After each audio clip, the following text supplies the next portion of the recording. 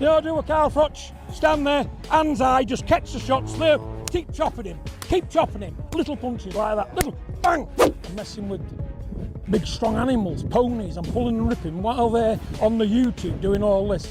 My body's staying right. You know what I'm saying? Just feel my body, man. Feel it for an old. You can help me. I don't talk, I fight. Yeah. So I don't want to talk to him. It's 2.5 mil. I'm looking at the camera. It's 2.5 million sterling. SAP. I don't want to talk to you. I don't want to look at you. I don't like you. But a little mock-up fight somewhere. See if they can get anyone interested in it. Who cares what they think? They're just average little boxers. No person. 4 miles 5 times a week. Weight training in a bag, sparring. Come on. I'm ready and prepared for these mugs. And I grabbed them. If you're in the outside, you put me out from you know that. Very, very blessed. In my life, I've received the highs of highs and the lows of lows. And I'm very, very thankful to God for every experience that I've had, whether it's been good or bad or indifferent. It's all made me the man I am today. I've had such a marvellous career that I'm really, really thankful for. I've worked very hard, but it's all been God's plan. Everything that's happened has been God's plan. Even today, to come back at 37 years old. Breaking news erupts as Tyson Fury explodes in response to his father John Fury calling out Carl Froch once again. Tyson makes it absolutely clear that he has no intention of stepping away from boxing simply because his father thinks it is time to stop. Fury stands firm in defending everything he has built in the sport, projecting the image of a fighter who is completely in command. Despite the family noise around him, he remains sharp, composed, and locked in on protecting his legacy. To win them all back again, be fantastic, you know, to get them all under one banner again for the first time in 25 years. There's been a few heavyweight champions in that 25 years who haven't managed to get the undisputed since Lewis and Holyfield fight. So it's a very special moment, especially for heavyweight boxing. It's God's plan and God's will, and we will see where it takes us, no problem. My last 2 fights, I didn't get the result I was after. Alexander got the results over me. Fair play to him and his team and everybody around it. You know, it's life lessons. In this life, you don't always get what you want. You don't always get what you think you want and think you did enough to get. However, that's where it stays. You don't hear me crying and moaning about, oh my God, he cheated. Shane McGuigan offers insight into how Tyson Fury has handled his father's loud presence over the years. According to him, Tyson understands how to let John create headlines and stir controversy without letting it distract from the real task at hand. Fury knows when to allow the chaos and when to shut it down. That balance shows just how calculated and aware he is, managing both the fight game and the outside drama with remarkable control. Tyson, I think, used his dad to keep him involved and as a infiltrator, you know, someone that can shout and scream and cause a bit of chaos and unrest, you know. And I think like he doesn't need that in this fight, so he might make a U-turn. Tyson Fury opens up about the mentality that keeps him at the top of the sport. He explains that his circle is extremely small and built only on people he completely trusts. By removing unnecessary voices and distractions, he protects his focus and keeps his preparation sharp. It reflects the mindset of a champion who refuses to be pulled into outside noise and instead channels everything into staying dominant inside the ring. I have people around me, never have and I never will, because I'm a psychopath.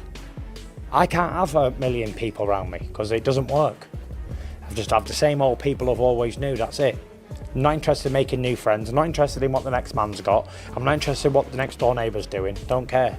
Keep myself to me. John Fury responds with his own strong comments, but Tyson refuses to get pulled into the emotional storm. While his father continues airing frustrations publicly, Tyson keeps a calm and disciplined posture. He understands that losing focus would only play into the chaos. By staying steady and ignoring the noise around him, Fury once again demonstrates the mental strength that separates elite champions from the surrounding turmoil. If you can't show your father respect when it's needed, keep going. I don't need you. I don't need him and his millions. I need nothing off him. I wish him well, but he's put those people before me, his blood father. That's hurt me like you wouldn't believe. So, they can jog on. And I mean that. John Fury once again proves he has no intention of holding his tongue. He openly criticizes members of the team and questions the technical abilities of those involved. In his view, standards should never drop, and he refuses to stay silent when he believes something is wrong. His blunt approach may divide opinion, but he clearly sees himself as someone who speaks hard truths in an industry filled with egos and excuses. Bollocks, a lot of it. Same squad, same bullshit. You're not a part of this training camp, are you? No, not at all. Yeah. I don't want it. I said, if you have him, that sugar, I'm no filter. I said, I'm gone. But what is it about Sugar? He's no good. Tactically, technically? He's useless. Everybody's been in the corner. He got beat. He's been gone Tyson since the Deontay Wilder fights. It's finished Wilder completely. It's took a lot away from Tyson. Magmadov.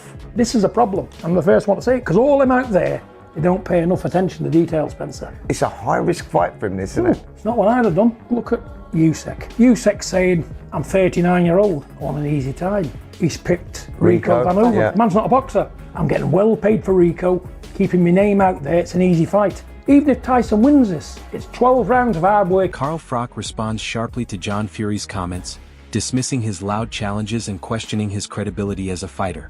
Froch points out that John has never faced a seasoned professional like him and suggests the threats don't carry real substance. With both men refusing to back down, the verbal battle continues to intensify and the tension between them keeps building. I'm going to big myself up too much. So he's never stepped into the ring, which is what I'm trying to get at, with a real professional boxer. Ever. And recently he's been running his mouth saying, if you got me in a ring, a boxing ring, UFC ring, the only ring I'd be getting in is a boxing ring. He said he'd choke me out, so maybe when he sees me he's talking about choking me out. But let's just be clear about this. He won't be choking out anybody.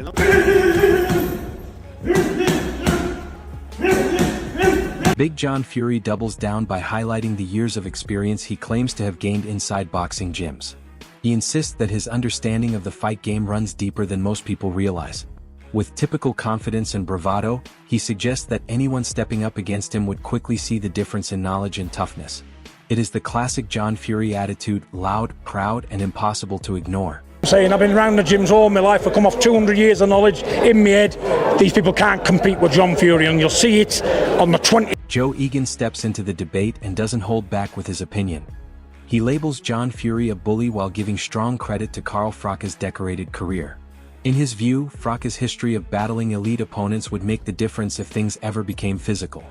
The strong comments only add more fuel to the ongoing argument, with fans watching closely as opinions continue to clash. I watched Carl Froch getting knocked down by George Groves. He was gone. Carl Froch has an incredible will to win. The fights that he's had with the great champions, and he's come out of the sport intact. For John Fury to be calling out Carl Froch on his opinion, because Carl Froch is entitled to give his opinion in boxing. If you can't have freedom of speech, what was the point in these men and women dying in the world wars, giving their lives in vain? What do you think would actually happen if John Fury and Carl Froch, as he is, Carl Froch could stand there and say to John, I'll give you 2 free shots, John. Hit me with your right hand and hit me with your left hand. Johnny Nelson looks at the situation from a broader perspective, pointing out that John Fury has once again succeeded in grabbing attention. Even if a real fight would likely favor Carl Froch, John's outspoken behavior has created massive discussion among fans.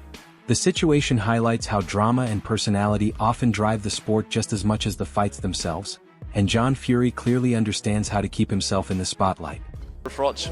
Share Froch on fighting, because I'm quite sure Carl's going to rip the life out of John after today. I think John did the job. John did the job and got the excitement going, got people talking. That's exactly what he did. Lennox Lewis describes John Fury's aggressive and confrontational energy, recalling the moment he stormed toward Carl Froch and demanded attention. Regardless of what happened in his own fighting past, John never shows hesitation or fear.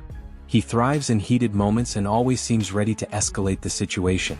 The crowd feeds off that intensity, and his fearless attitude keeps the drama alive, proving once again that John Fury knows exactly how to create a scene that keeps fans watching.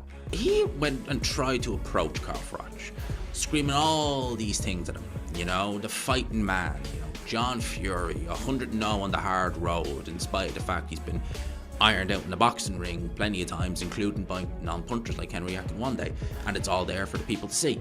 He was going in on Carl Froch. Carl Froch responds with a harsh assessment of John Fury's behavior and the way he handles boxing spotlight. He argues that constantly chasing attention and unusual matchups can damage credibility and dilute the seriousness of the sport. In Froch's eyes, relying on spectacle instead of substance risks pushing supporters away. His remarks feel less like an insult and more like a warning, drawing a clear line between showmanship and the traditions that built boxing's reputation. The clash between them highlights two completely different philosophies, one fueled by chaos and controversy, the other rooted in respect for the sport's heritage. Fans are now split between enjoying the spectacle John creates and siding with Froch's call for professionalism. As the conversation grows louder, the dispute It's going to be a waste if you keep fighting these crossover fights. All right, you're taking the money, that's great. But when your career's over and you've finished, you want your legacy to be intact. You want that respect, and you're killing off the fans. The fans are turning against you. You can see it with the comments on all your videos and the stuff you say. You can see that they're turning against you, and it's sad to see. I don't mind you giving me stick. You're having a bit of a go back, you're defending yourself, you're on your back foot, and deep down I think you know you're hurting the sport, and I think you know that actually what you're doing is bad for the game. You're taking the money instead of being full of pride for the sport. Adam Smith explains that the friction between John Fury and Carl Froch didn't appear overnight but grew out of weeks of sharp comments and online exchanges. What started as small verbal jabs quickly turned into a personal rivalry when John took offense and publicly challenged Froch. The situation has now evolved into a full battle of egos where neither man is willing to step aside. Both figures are veterans of the sport and understand the power of drama, which adds even more intensity to their exchanges. Observers know that John's fiery personality rarely allows him to retreat, even when facing someone as accomplished as Froch. At the same time, Froch appears comfortable in the spotlight, leaning on his experience and achievements to question John's claims. The unpredictable nature of their dynamic keeps the story alive, turning their conflict into one of the most talked about discussions in having a go at the Furies probably over his time on his channel, maybe, I'm guessing, and John didn't like that and wants to have a fight with him, something like that. It was something like that. I don't think he was still necessarily turning down a fight. What I do know is that John Fury and Carl Froch on the cobblers will be fun. I think they're both up. Ade Oladipo captures the wild energy surrounding John Fury during the heated press conference confrontation with Carl Froch. In a split second, John lunged forward, showing that his natural instinct is always to meet tension with direct confrontation. The moment instantly transformed into a spectacle that grabbed everyone's attention. While pride and ego may have fueled the outburst, the scene delivered undeniable drama for the audience watching. Weeks of sharp remarks from Froch had already built the tension, and John's explosive reaction brought everything to a boiling point. What followed was a viral moment that spread rapidly across boxing circles. It reminded fans that sometimes the personalities outside the ring can be just as captivating as the fights themselves. Fights. I mean, John Fury looked like he was trying to fight Carl Froch. Obviously, Carl has said a few things about John Fury over the last few months, and John Fury, being John Fury, went straight for him. I'm not quite sure what he was going to do if he got to him, but I guess that was the entertainment from the press conference. Paulie Malignaggi highlights the unpredictable nature of John Fury, describing him as someone who can turn even an ordinary interaction into headline-grabbing chaos. His bold gestures, loud statements, and fearless confrontations consistently pull attention toward him. Whether he is referencing his family, challenging rivals, or stirring controversy, John knows exactly how to dominate the conversation. That larger-than-life behavior keeps fans and media debating his actions long after the cameras stop rolling. In many ways, his unpredictability is what fuels the ongoing fascination with him. Every press conference, interview, or heated exchange suddenly becomes must-watch content when John Fury is involved. Of the king of the world. I think he's referring to Tyson Fury. You know, when you have kids, most people, when they want to talk about their children, they might pull their mobile phone out and show a few pictures. Big John just shows his balls. That's where they came from. If there's anyone who needs a Manscaped advert, it's fucking John Fury. The ongoing feud between John Fury and Carl Froch has now reached a point where the boxing world can't look away. John Fury continues to speak his mind loudly and unapologetically, generating chaos and headlines wherever he appears. On the other side, Carl Froch answers with calm confidence, pointing to his experience, achievements, and place in boxing history. Every press conference, sharp remark, and tense confrontation raises the stakes further as their personalities collide. John's dramatic approach keeps fans entertained and constantly talking, while Froch's measured responses emphasize the difference between bravado and proven accomplishment. What began as a simple disagreement has turned into a full-blown spectacle about pride, image, and influence in the sport. The story now stretches far beyond the ring itself. Everyone is waiting for the next chapter to unfold. Will John Fury continue stirring the chaos and commanding attention? Or will Carl Froch eventually silence the noise and assert his authority as a respected champion? The debate is wide open.